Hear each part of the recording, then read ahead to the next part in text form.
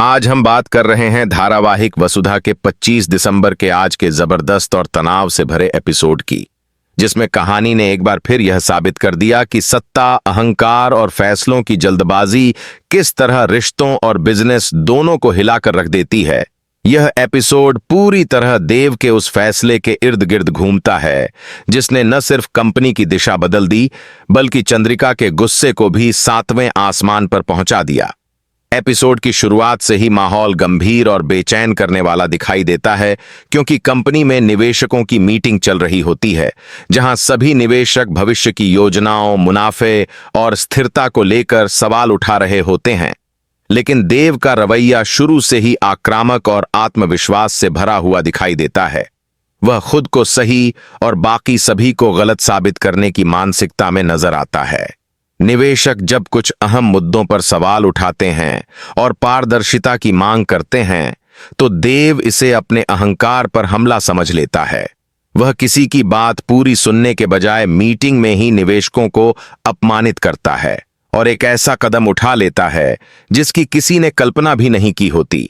देव गुस्से में आकर सभी निवेशकों को मीटिंग से बाहर निकाल देता है और साफ शब्दों में कह देता है कि उसे किसी की जरूरत नहीं है।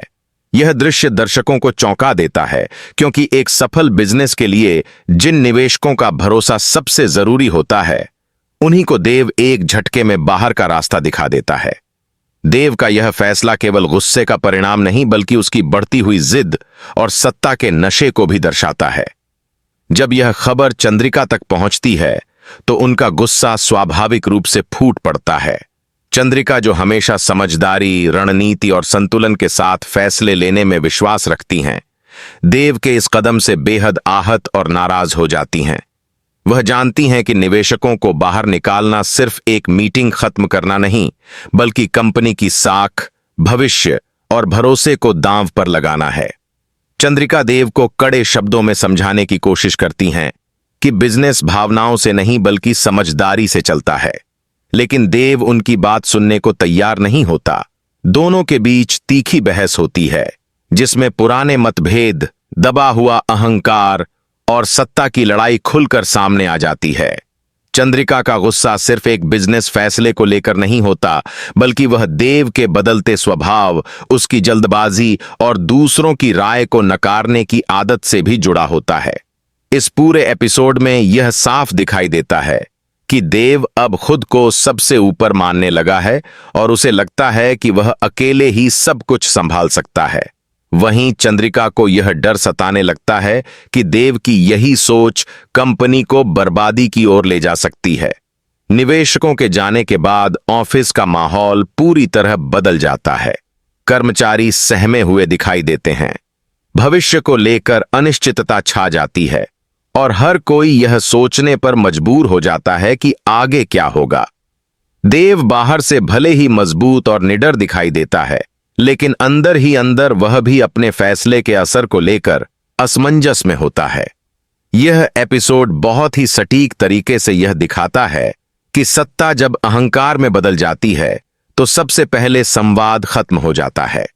चंद्रिका का किरदार इस एपिसोड में विवेक और अनुभव की आवाज बनकर उभरता है।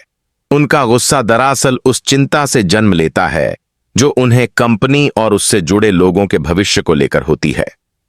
25 दिसंबर का यह एपिसोड दर्शकों को यह सोचने पर मजबूर कर देता है कि क्या देव समय रहते अपनी गलती को समझ पाएगा, या फिर उसका यह फैसला कहानी को और बड़े संकट की ओर ले जाएगा। वसुधा का यह एपिसोड सिर्फ एक कॉरपोरेट ड्रामा नहीं, बल्कि इंसानी स्वभाव, सत्ता की भूख और रिश्तों में टकराव की गहरी झलक पेश करता है।